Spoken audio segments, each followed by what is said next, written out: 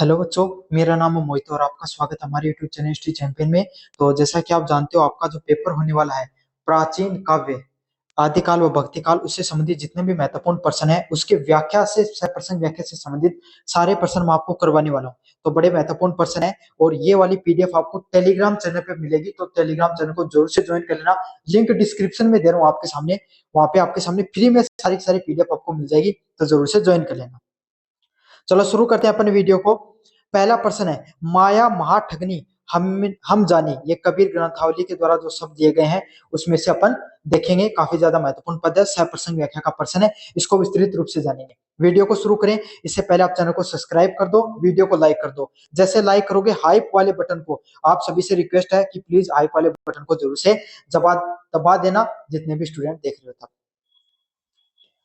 सह प्रसंग की बात करें, आपके सामने प्रस्तुत पद है, ये कहां से लिए गए हैं? कबीरदास के द्वारा जो रचित हैं। इसमें कबीर ग्रंथावली के माया को अंग से लिया गया है। तो मतलब ये जो पद है वो आपके सामने कहां से लिए गए हैं? माया को अंग है नामक जो पद है वहां से लिए गए हैं। इस पद में कबीरदास ने माया के कपटी स्वरूप और जीव को भ्रमित करने वाली उसकी शक्ति का यथार्थ चित्रण किया है। उसमें उन्होंने क्या किया है कि कबीरदास ने क्या बताया कि माया है उसका कपटी रूप है, उसका कैसा रूप है, वो हर समय बदल दे, अपने आप का जो स्वरूप है उसको बदलती रहती है। इस संसार में जितने रिश्ते हैं, जितने नाते हैं, घर गृहस्थी आप देखते हो, व्यापारिक, संसारिक, राजनीतिक, जितने भी रिश्ते आपके सामने, सब किसके स्वरूप है? माया के स्वरूप में जाना जाता है।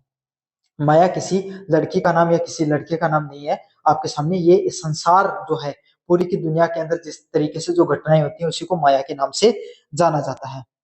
यह क्या करती है? आपके सामने जीवों को भ्रमित करती रहती है और हर समय आके आसपास के जितने भी जीव हैं इन सबको भ्रमित करने वाली होती है और सभी को क्या करती रहती है? भ्रमित करती रहती है। उसकी शक्ति को यथार्थ चित्रण किया गया है। उसमें क्या दिखाया गया है? जो माया है उसकी शक्ति बहुत ही ज्यादा शक्तिशाली है और उसका जो यथार्थ चित्रण उसके बारे में बताया गया है। कबीरदास ने के अनुसार माया एक ऐसी महाठगनी है जो अपने विभिन्न रूपों और आकर्षणों से संपूर्ण संसार को अपने वश में कर लेती है। और इसमें क्या कहा गया है कि माया है ना, उसको महाठगनी बताया गया है। महाठगनी एक तो ठग होता है, उससे भी जो ऊंचे लोग होते हैं, मतलब जो उनका लेवल और भी अच्छा होता है ठगने में, उनको महाठग कहा जाता है। उस लेवल के है। ये क्या करती है? अपने अलग अलग रूपों में आकर क्या कर लेती है? आपको आकर्षणों में फंसाकर अपने वश में कर लेती है। अब मैं आपको उदाहरण से समझाऊं। आप वीडियो देखना शुरू किया है ना, थोड़ी देर आप वीडियो देखोगे, फिर आपको क्या हुआ? अरे अच्छा नहीं लग रहा है ये, इससे तो क्या मैं सीरीज से पढ़ लूंगा। फिर आप सीरीज से भी नहीं पढ़ते हो, आपको सीरीज पढ़ने पड़ते हो, आप कहते हो कि मुझे लैंग्वेज नहीं समझ में आ रही है। थोड़ी देर रील देखने लगते हैं और रील देखते देखते आप इतने आनंदित हो जाते हो कि आप क्या करते हो? ना तो आपकी पढ़ाई हो पाती है, ना आपका मनोरंजन अच्छे से हो जाता है। आप क्या हो जाते हो? उसी में फंसकर रह जाते हो। अगले वाला पॉइंट है व्याख्या। कबीरदास कहते हैं कि हे मनुष्य, मैंने माया को वास्तविक स्वरूप को जान लिया है। तो आपके सामने कबीरदास जी का ये कहना है कि उन्होंने जो माया है उसका जो वास्तविक स्वरूप है उसके बारे में जान लिया है। ये कैसे है? ये एक बहुत बड़ी ठगनी है, मतलब बहुत बड़ी ठग के रूप में है। कबीरदास जी कहते हैं मैंने इसके स्वरूप को जान लिया है, जो अपने धोखे से संसार को लूट रही है। और ये क्या करती है? अब धोखा, सभी लोगों को धोखा देकर इस सभी लोगों को लूटने का कार्य कर रही है।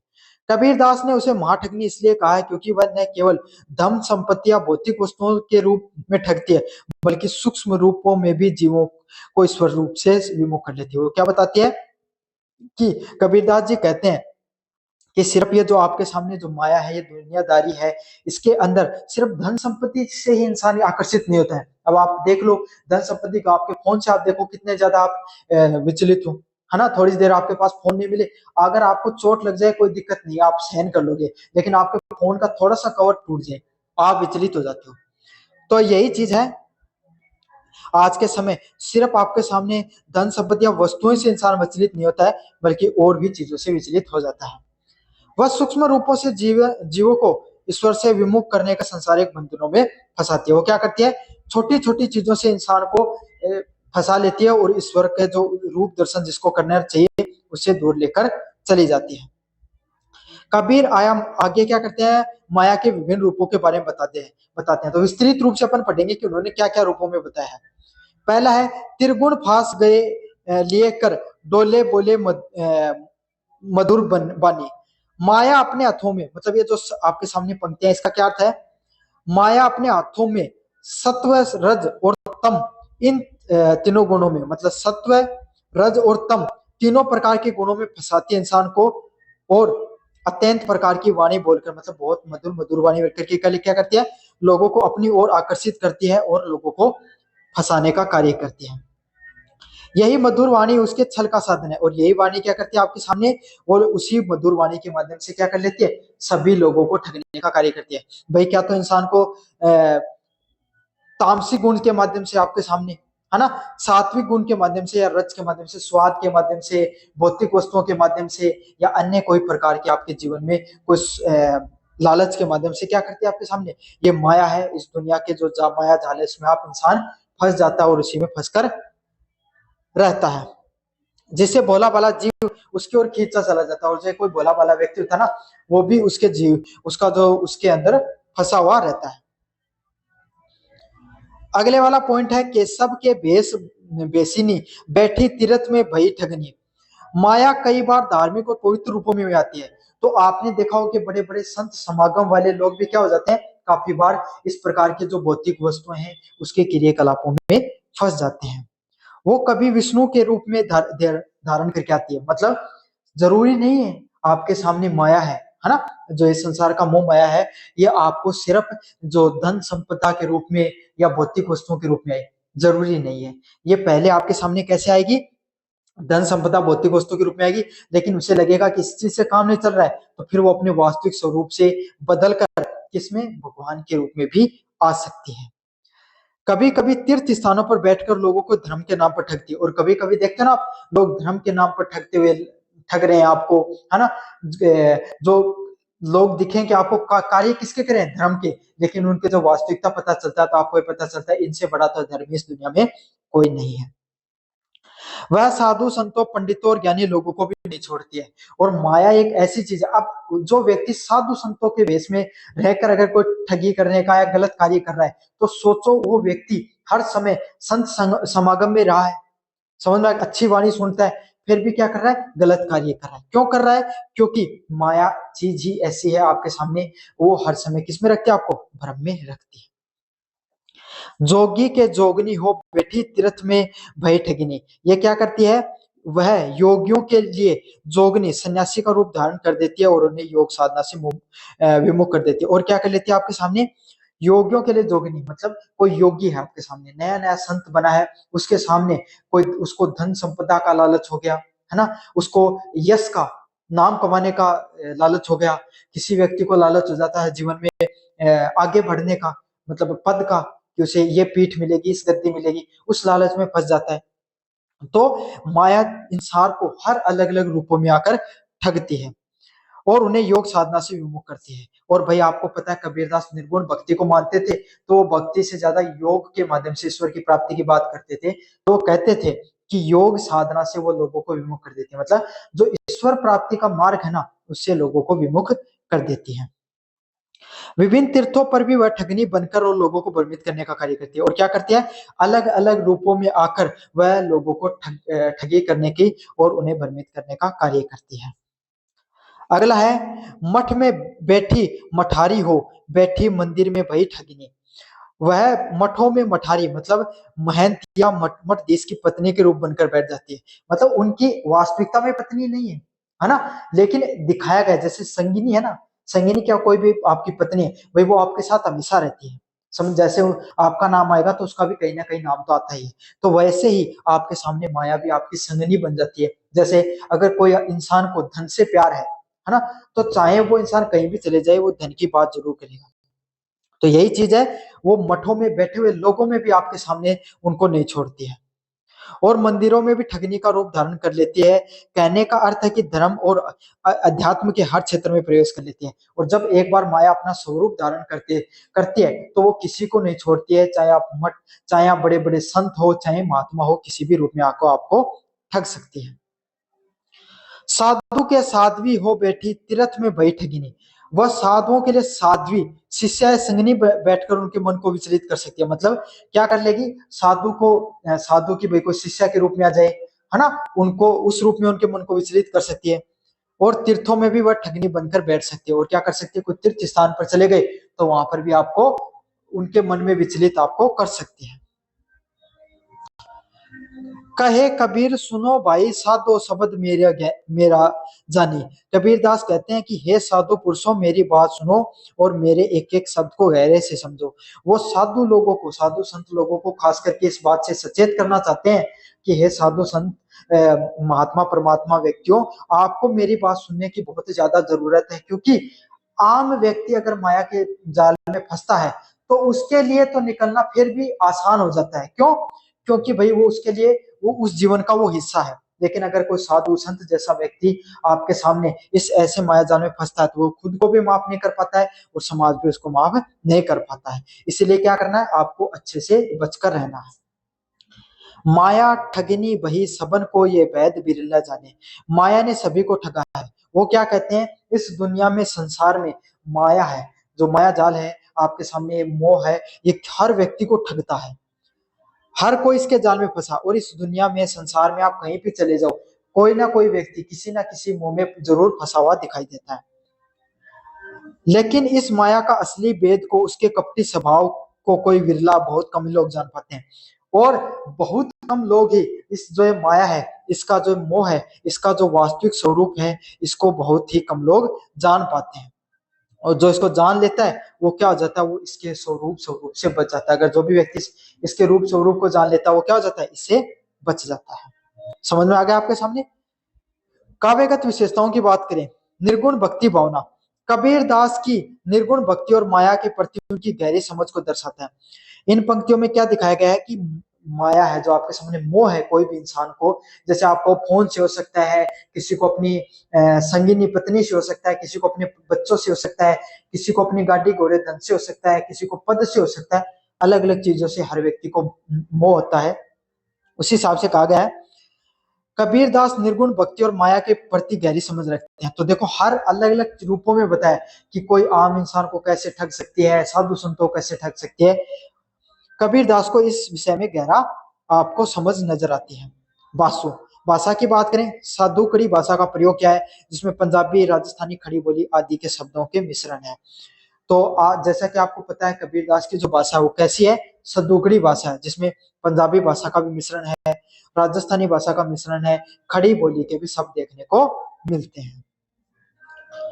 अगला पॉइंट है शैली। जो उपदेशात्मक और व्यंग्यात्मक शैली का उपयोग किया गया। किस प्रकार की शैली का प्रयोग किया गया है, ऐसा लगता है कि जैसे उपदेश दे रहे हो और व्यंग्यों का प्रयोग कर रहे हो, इस प्रकार की शैली का प्रयोग किया गया है। माया के विभिन्न रूपों का चित्रण कर उसे सर्वव्यापी बताया गया। और क्या बताया आपके सामने, माया के जो अलग अलग रूप स्वरूप होते हैं उसके बारे में बताकर उसे सर्वव्यापी बताया गया है। अलंकार की बात करें तो रूपक अलंकार का प्रयोग किया गया है, जहां पर माया को ठगने कहा गया और पुनरुक्ति पर जो प्रकाश अलंकार उसका प्रयोग में लिया गया है। तो ये थे आपके सामने पहली महत्वपूर्ण जो व्याख्या है वो मैंने करवा दी है। अब बढ़ेंगे अपन अगली महत्वपूर्ण व्याख्या की तरफ। जसोद हरिपाल ने झुलावे, सूर सागर और सूर वात्सल्य से ली गई है। इसमें देखें अपन, प्रस्तुत पद आपके सामने कहां से लिए गए हैं, वात्सल्य रस के जो सम्राट महाकवि हैं सूरदास द्वारा रचित सूरसागर से उद्धत लिए गए हैं, मतलब वहां से लिए गए हैं। तो ये पद है सारे आपके सामने सूरदास की जो सूरसागर नामक जो रचना है उससे लिए गए हैं। यह पद सूरदास के वात्सल्य वर्णन के बारे में और अनुपम कला का उत्कृष्ट उदाहरण है। वात्सल्य कला क्या होती है, जहां पर माता पिता अपने बच्चे से किस प्रकार का प्रेम करते हैं उसको वात्सल्य कला के नाम से जाना जाता है। जो सूरदास है वो इस कला के सम्राट बोले जाते थे। क्यों? भगवान श्री कृष्ण है उसके प्रति जो माता यशोदा का जो प्रेम है उसको उन्होंने बेहद गहराई से दिखाने का प्रयास किया है, इसलिए उनको वात्सल्य सम्राट के नाम से जाना जाता है। जिसमें यशोदा माता द्वारा पालना झुलाने भगवान श्री कृष्ण की बाल लीलाओं और उनकी मनोहरी जो चेष्टाएं हैं उसका सजीव वर्णन किया है। और उनके द्वारा जो उनकी माता है उनके द्वारा जिस जो भगवान श्री कृष्ण को पालने में झुलाना है ना, और अलग अलग प्रकार के छोटे बच्चों की जो बाल लीलाएं होती हैं उन सभी चीजों को करने की जो मनोहरी जो मन को हरने वाली जो चेष्टाएं हैं उसके बारे में उन्होंने बहुत ही विस्तृत रूप से गहराई से चीजों को बताने का प्रयास किया है। काफी ज्यादा महत्वपूर्ण आपके सामने पूरा का पूरा व्याख्या है। माता यशोदा को पालने में झुला रही है, इसके बारे में बताया गया है। क्या बताया गया है, वे वह कभी उन्हें प्यार से दुलारती है। जैसे कोई माता अपने बच्चे को क्या करती है, जब दुलाती है तो उसमें उसको कितना प्यार नजर आता है कि वो क्या करने लगती है, उसको बीच बीच में लाड करने लग जाती है, दुलारने लग जाती है। कभी उसको पुचकारती है, कभी कभी क्या करती है, उसको पुचकारती भी है। कभी अपने प्यारे लाल को मेरा लाल कहकर पुकारती है, कभी क्या कहती है, जो श्री कृष्ण को प्यारे प्यारे लाल बोला करती थी माता यशोदा, और बीच में क्या कहती है, हे मेरे लाल कहकर उनसे पुकारती है, उसे प्रेम करती है। मतलब इसमें दिखाया गया है कि जैसे कैसे एक बच्चा है, बच्चे को उसकी माँ प्रेम करती है, उसी तरीके से चीजों को दिखाया गया है।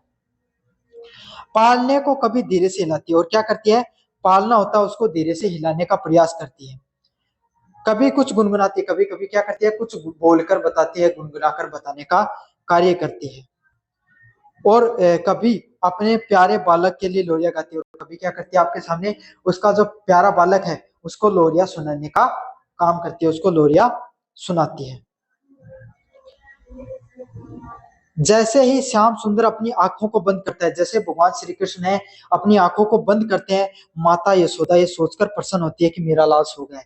जैसे देखते हैं कि भगवान श्री कृष्ण है, उन्होंने अपनी आंखें बंद कर ली है, माता यशोदा खुश हो जाती है कि भाई मेरा लाल है जो श्री कृष्ण है वो सो गया है, और वह तुरंत चुप हो जाती है। और क्या करती है, चुप हो जाती है। तो भगवान श्री कृष्ण पालने पर बैठे हैं, मतलब सोए हुए हैं, और उनको झुलाकर सुलाने का प्रयास कर रही है माता यशोदा। कभी उसे लाड करती है, कभी उसे प्यार करती है, कभी बीच में लोरी सुनाने का प्रयास करती है। हर चीज वो कर रही है जिससे भगवान श्री कृष्ण है वो सो जाए। और जैसे उन्हें लगता है कि जो भगवान श्री कृष्ण वो सो चुके हैं, तुरंत चुप हो जाते हैं, और क्या कर देती हैं, जो झूला है उसकी गति को धीरे से कम करने का कर देती हैं।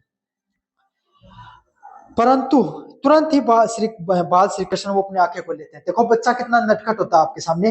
वो क्या करता है, जैसे बच्चे को आपने गोदी में लेकर आप उसको झुलाते रहते हो, वो अपनी आंखें बंद कर लेता है, सोने का नाटक करता है, और जैसे आप रोकते हो तुरंत अपनी आंखें खोल लेता है। श्री कृष्ण भी एक आम बच्चे की तरह, वो भी क्या करते हैं, आपके सामने भगवान श्री कृष्ण पालने में जुड़ रहे थे, और जैसे उन्हें पता चलता है वो तुरंत आपके सामने आंखें खोल लेते हैं कि माता यशोदा अब चुप हो गई है।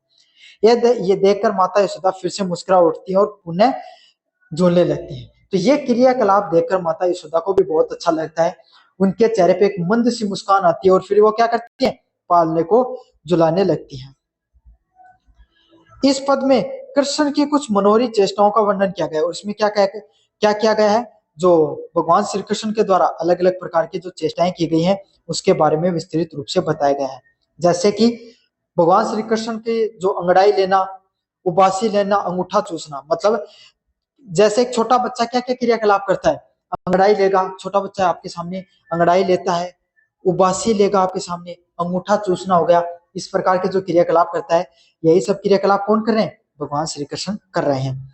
अपने पलकों को धीरे धीरे उठाना और गिराना, और साथ साथ क्या करते हैं, अपने जैसे पता चलता है कि माता यशोदा ने लोरिया गाना है, जो लाना कम कर दिया, तुरंत अपनी आंखें खोल लेते हैं, वरना सोने का नाटक करते हैं। कभी मुस्कुराना, कभी हल्के हल्के से रो देना, और कभी क्या करते हैं, आपके सामने मुस्कुरा देते हैं, कभी कभी हल्का रोने का नाटक भी कर देते हैं। तो भगवान श्री कृष्ण है वो सारे के सारे जो आपके सामने क्रियाकलाप कर रहे हैं, जिससे माता यशोदा क्या है, देखकर उन्हें आनंदित होती है। माता यशोदा इन चेष्टाओं को देखकर अत्यंत आनंदित होती है, और माता यशोदा जब देखती है भगवान श्री कृष्ण के सारे क्रियाकलाप, तो उनको देखकर बहुत ही ज्यादा खुशी होती है उनके सभी क्रियाकलापों को, और उन्हें लगता है कि उनके बालक ने तीनों युग का, तीनों लोगों का सुख समाया है। जैसे हर माता को लगता है भाई, जैसे कोई माता अपने बच्चे को देखती है, उसको लगता है कि इस दुनिया में सबसे प्रिय चीज कौन कौन सी है, तो उसे पता चलता है कि उसका बच्चा है वो कितना ज्यादा प्रिय है उसको। यही सुख आपके सामने जो कौन ले रही है, माता यशोदा। जब कोई भी बच्चे को जो माता देखती है तो उसे लगता है कि सर्वग शायद अगर जीवन में कहीं है या नहीं है, लेकिन मेरे बच्चे में मुझको क्या देखने को मिलता है, वो सारी खुशियां देखने को मिलती हैं। वे बार बार उस आनंद को प्राप्त करती हैं, और क्या करती हैं, आपके सामने बार बार उस आनंद को प्राप्त करने का प्रयास करते हैं। सूरदास कहते हैं कि ऐसे वात्सल्य का सुख को ब्रह्मा कहा गया है। मतलब ऐसा जो माता पिता का बच्चे के प्रति जो प्रेम है उसको क्या कहा गया है, ब्रह्मा के समान बताया गया है। शिव और शेष नाग से भी दुर्लभ बताया गया, और क्या बताया गया है, भगवान शिव जी है और शेष नाग उससे भी उसको दुर्लभ माना गया है। वह तो केवल माता यशोदा के भाग्य में है। और क्या कहा गया है कि आपके सामने सूरदास कहते हैं कि ये ऐसा सुख हर व्यक्ति के जीवन में नहीं आता है, ये सिर्फ माता यशोदा के जीवन में ही सुख लिखा था। जो भगवान श्री कृष्ण जैसे जो व्यक्ति हैं उनका सौभाग्य है उनको पालना जुलाने का उनका।